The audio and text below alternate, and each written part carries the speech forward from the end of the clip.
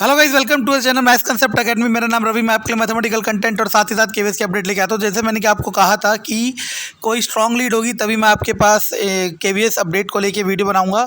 तो मेरे एक सब्सक्राइबर है, उन्होंने ये पीडीएफ भेजा है, तो मैं इसे एक्सप्लेन कर देता हूँ क्या है। तो सब्जेक्ट पढ़ लो, redeployment of excess employees in Kendriya Vidyalaya over and देखो। मतलब ये कह रहा है कि मैंने आपको बताया था ट्रांसफ़र दो टाइप के होते हैं। एक होता है एडमिनिस्ट्रेटिव ट्रांसफ़र और एक होता है जो हम मांगते हैं जिसे कहते हैं रिक्वेस्ट ट्रांसफ़र, ठीक है ना। एडमिनिस्ट्रेटिव ट्रांसफ़र को मैंने आपको एक्सप्लेन किया था क्या होता है कि मान लो किसी स्कूल में टीचर की संख्या ज़्यादा हो गई और किसी स्कूल में टीचर की संख्या कम है, तो एडमिनिस्ट्रेशन मतलब केवीएस हेडक्वार्टर खुद डिसाइड करेगा या जो भी प्रोसेस होगा उसमें होगा क्या, ज़्यादा स्कूल से टीचरों को उठाया जाएगा और कहाँ भेजा जाएगा, कम जगह पे। ये होता है एडमिनिस्ट्रेटिव ट्रांसफ़र। समझ आ रहा है मैं क्या कह रहा हूँ। और एडमिनिस्ट्रेटिव ट्रांसफ़र में सारी फैसिलिटी मिलती है, एलटीआर वगैरह जो भी होता है, एलटीसी वगैरह, ठीक है ना, ट्रैवल अलाउंस वगैरह, ठीक है। अब सुनना मैं क्या कह रहा हूँ। अब ये नोटिस आया 21/6/2022 को, ठीक है। अब आप समझ सकते हो कि कितना लेटेस्ट है। अब ये बस ये कह रहा है ना कि कई मान लो, जैसे मान लो हम जिस रीजन में हम पहुँचे, ठीक है ना। पहले हम कहाँ थे, केरल में, ठीक है ना।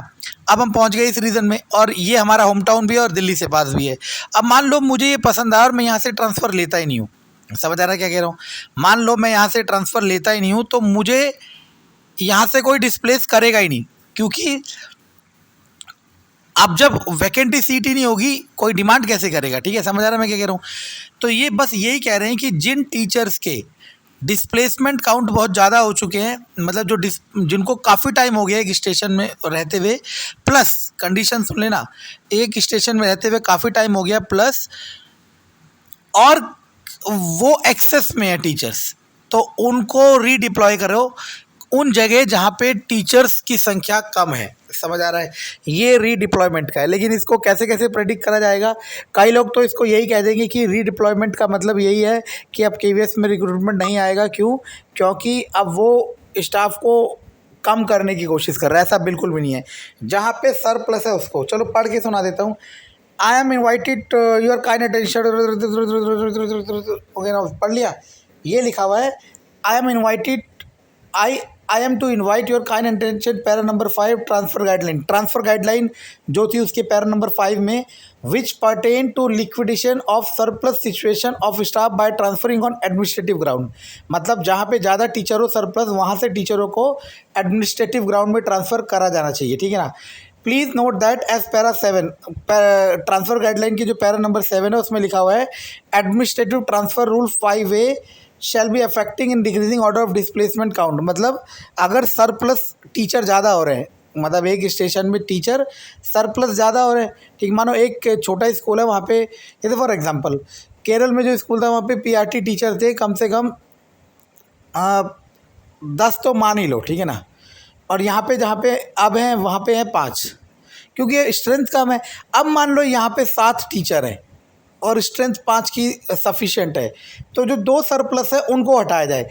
अब हटाया कैसे जाए, वो कह रहा है डिस्प्लेसमेंट काउंट को कम कर दिया जाए उनका, ताकि रूल्स के अकॉर्डिंग डिस्प्लेस करा जाए।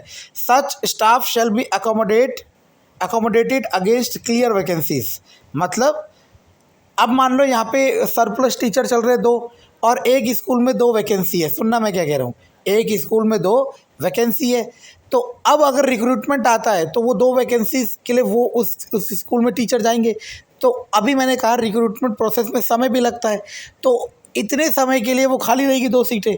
तो ये कह रहे हैं कि यहाँ से 2 सरप्लस टीचर को उठा के वहाँ भेज दो, ये उसका प्रोसीजर है। आगे देखो, कह रहा है कि इन्होंने 11/7/2022 हर स्कूल को भेज दिया होगा ये कि 11/7/2022 को आप ये सरप्लस डाटा शो करें, सरप्लस डाटा शो करें और हमें पूरा फॉर्मेट भेजें, ठीक है ना। और यहाँ पे बहुत सारे क्लॉज लिखे हुए हैं। अगर किसी टीचर की ड्यूटी एग्ज़ाम में लगी हुई है बोर्ड में और वो बोर्ड ड्यूटी में जा रखा है तो उसको मौका देंगे करेक्शन करने का वगैरह वगैरह, क्योंकि सिस्टम में जो भी गाइडलाइन बनती है हर तरीके से बनती है, ठीक है ना। ओके, अब देखो लास्ट लाइन देखो, द सेकेंड लास्ट समझ लो, the vacancy position of all category of post as इतना इतना may also be furnished by the enclosed proforma C. मतलब 1 अगस्त 2022 तक आपको सारी की सारी वैकेंस पोजीशन को उन्हें भेजना भी है। सॉरी 1 अगस्त नहीं, मैं क्या कह रहा हूँ, 1 जुलाई 2022। यानी कि ये क्लियर कट इन्फॉर्मेशन है कि अब इससे अच्छा पहले और दिखा देता हूँ। ये परफॉर्मा है जो स्कूल को भेज दिया, यहाँ पे इन्हें डिटेल भेजनी है, इसका हमें कोई लेना देना नहीं है, ठीक है ना। यहाँ से इस आर्टिकल से या इस पीडीएफ से दो इन्फॉर्मेशन बिल्कुल क्लियर कट है। अब होगा क्या, और ये भी देख लेना इस मेरी वीडियो के बाद। अब जितने भी बड़े बड़े इंस्टीट्यूट वाले वो निकलेंगे और लाखों करोड़ों कमा लेंगे, ठीक है ना। और आप लोग मुझ पे बेवजह शक करते रहते हो। अब मैं क्या कह रहा हूँ, सुनने की कोशिश करो। इससे दो चीज़ें क्लियर है। पहली चीज़ तो ये कि अब ट्रांसफ़र स्टार्ट होने वाले हैं, क्योंकि वो 1/7/2022 को उन्होंने डिटेल मांगी है। इसके बाद वो ट्रांसफ़र स्टार्ट करेंगे। और दूसरी बात ये कि रिक्रूटमेंट के लिए भी ये चीज़ ज़रूरी है, क्योंकि सरप्लस टीचर जब इधर चले जाएंगे तो हमारे वैकेंट पोजीशन मतलब देखो ओवरऑल जो वैकेंसी रहेगी उसमें कोई चेंजेस नहीं होगा। अगर पहले 10 वैकेंसी थी तो अभी भी 10 ही रहेगी, लेकिन किस स्कूल में टीचर को अलॉटमेंट होना है, क्योंकि रिक्रूटमेंट प्रोसेस में ही 8 से 9 महीने लगेंगे। तो उस दौरान टीचर या वो स्कूल टीचर की शॉर्टेज से ना चले, इसलिए बना रखा है, और साथ ही साथ ट्रांसफ़र ईजिली हो जाए, ठीक है ना। तो ये पैराग्राफ या ये पीडीएफ ये एक्सप्लेन कर रहा है, ठीक है।